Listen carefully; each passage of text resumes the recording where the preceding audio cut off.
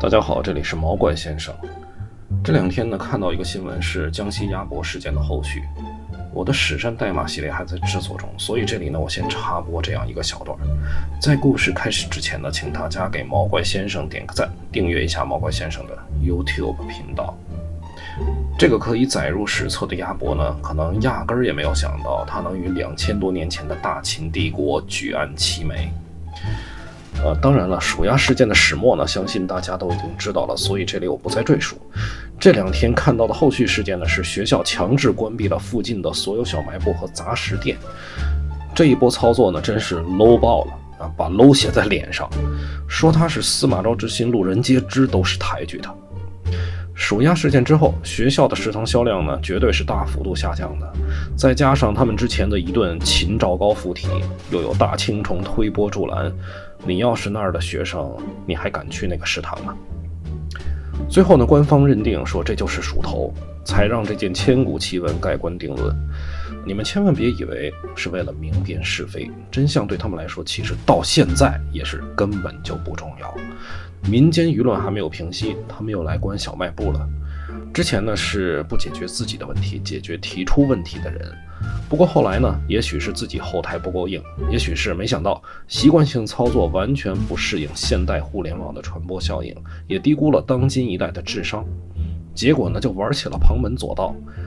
怎么这帮人的习性就亘古不变呢？好像上帝在创造这帮货色的时候，把他们进化的基因给抹去了。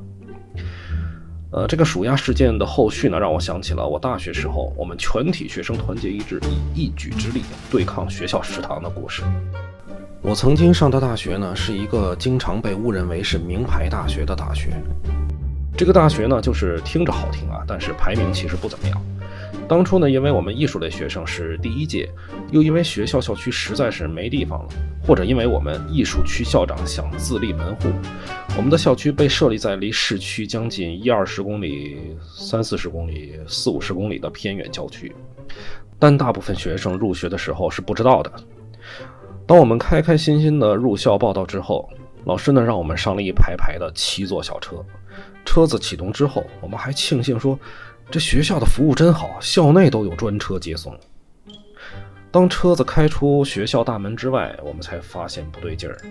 30-40分钟之后，我们的车子来到了一片人烟稀少、断壁残垣的工地。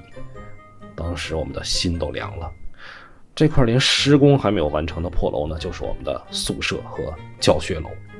这就是现实版的从天堂到地狱。这些姑且不表啊，我们校区的食堂、后勤、宿舍这一部分呢，完全被当地的一个村镇企业给承包了。那附近有个村庄叫黑球村，这里的村民可是逮着一帮涉世未深又偶尔有几个家境优渥的冤大头了。后来我们的校长还夸我们呢，说我们是给黑球村带来财富的金娃娃。校长您哪头的？当我们办完入校手续之后呢，来到了学校食堂。这个食堂还挺大的，上下2层。但是当我们点完餐之后，发现有点问题。食堂的一根油条要6毛钱，当时的市价啊，油条是4毛钱左右。你说你贵就贵点吧，但是呢，它只有外面油条的一半大。这个油条要是我做的，我都没脸拿出来给大家看，他们就堂而皇之的摆在那里当商品出售。当时外面的豆浆呢，也就3毛钱，学校里1碗豆浆5毛钱，鸟加糖还得多加1毛，而且就这样，供给量也只有外面的一半。就这个食堂，处处变着法儿的搜刮学生的剩余价值，好像你进了门不拿那点东西就浑身难受。真是郭德纲说的，出门不捡东西就算丢，把吝啬、小肚鸡肠、贪婪表演得淋漓尽致。当时呢，有一个在场的家长就不乐意了，质问这个食堂的饭菜。但是呢，食堂里没人理他，这里的人呢只管收钱。这个家长呢碰了一鼻子灰，后来呢他只能呼吁学生说，你们想想，你们要在这里待多少年，上来就被这种人搜刮，你们要是任他们宰割，以后不知道他们还会干出什么事儿来。家长的这番言论顿时引起了学生的一阵掌声，但仅此而已，除此之外呢也就无人响应。看来奴性呢是刻在我们这些软骨头基因里的。如今呢，我也佩服那位家长，对他表示致敬。我们在后来的日子里呢，与这个食堂共存了一段时间。食堂缺斤短两，那是日常操作。不过呢，他们后来经常耍一些小聪明，在你没注意的时候坑你的钱。我们当时消费呢是用饭卡，当时食堂的一顿饭呢平均3-4块钱。有一次呢，我充了50块钱，结果一天下来发现饭卡里就剩几块钱了。我特别生气，我第一直觉就是怀疑这个食堂，但是我又没有证据。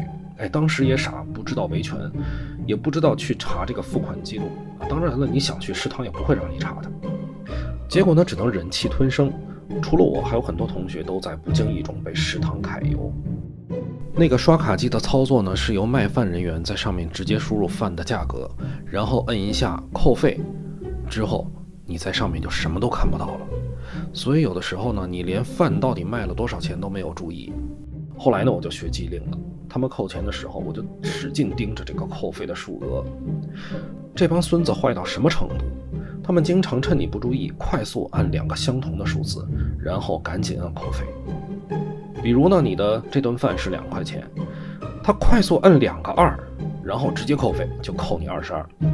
当时那个扣费的机器呢，扣费之后是不会显示余额的，只有你再次买饭刷卡的时候，或者特意的让他去查，你才知道你的卡里有多少钱。因此很多人都没有注意。我就亲自抓住过他们一次。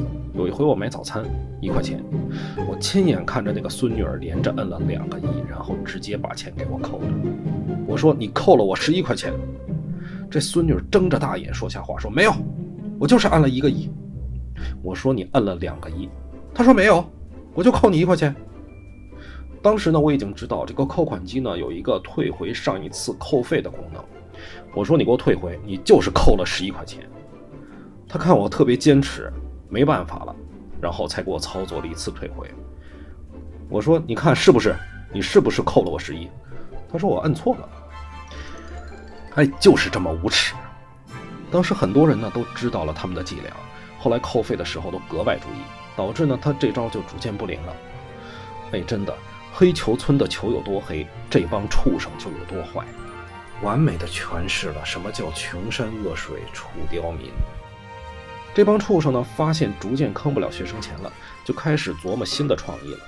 之后的饭菜质量感觉是越来越差，米饭也是煮了一大锅之后，如果第一天卖不完呢，第二天热热接着卖，卖到第3天都是正常的。饭菜呢也是，如果是晚上的饭菜，那直接放到明天，热热再接着卖。饭菜贵就算了，还做得越来越难吃。中间呢还出现了一次打架事件，期间呢有一个同学不知道是有意还是无意的，他在外面呢买了一盒盒饭，结果端到食堂里面去吃。食堂大师傅看见了，过去就冲我们那个同学一顿臭骂，说你在外面买的饭，你拿食堂来吃什么？那同学可能真不是故意的拿盒饭过来挑衅，他就是自然而然的在外面买了个盒饭进来跟同学一起吃。搁今天呢，这太正常了，这算个事儿吗？但那大师傅就是认为他是来找茬的。学生气不过，说我买盒饭在这儿吃怎么了？吵着吵着，两人竟然动手打起来了。大家赶紧过来劝架，但是呢，学生们明显是被这个大师傅给激怒了。是啊，我们在这儿吃个盒饭，碍着谁了？加上大家早就对这个食堂大为不满，使这次打架差点升级为群架。这也为呢之后的大事件埋下了祸根。之后呢，很多同学都不在食堂吃饭了，有一部分人呢都到校园外面去吃。我们那个偏远山区，离我们最近的小饭馆也要走个10-20分钟。不过就当散步了呗，顺便还能溜溜神儿，那也比在你这个食堂里面受气强。因为大家呢逐渐对食堂失去了兴趣，大概呢是学校又跟这个村镇承包商的勾兑，学校竟然派领导来对我们施压，说以后大家不准出校园吃饭，吃饭只能在食堂。这回大家可真不乐意了，怎么的，我们吃饭还得听你的规定？你他妈这个食堂做的好吃点也行啊，咱都不用说服务，你们自己摸摸你们自己的良心，摸完了看看手上是不是还滴着墨汁。你学校既然施压了，那你食堂提高点质量行不行？结果反而他变本加厉，价格提高，但饭菜质量丝毫没有变化。学校的这一顿操作呢，让同学们彻底暴怒了，大家私底下成立了一个整治黑球食堂私密委员会。委员会盘根错节，委员们遍布院校的各个专业，由常委会呢决定整治计划，然后通过各个常委传达给各个寝室。当时常委会的计划呢是在下一个新的周一开始执行持续且无截止日期的罢餐活动。当然了，这个计划是非常机密的，因为绝对不能透露给校方和那个 SB 承包商。按说这么多人参与的保密活动应该是很难执行的，因为上千人的组织渗透进几个特务也属于正常情况。但那次大家是出奇的一致，虽然并不是所有人都参加的，但是官方对此真的一无所知，因为一个告密的都没有。这食堂做的饭得多他妈难吃啊！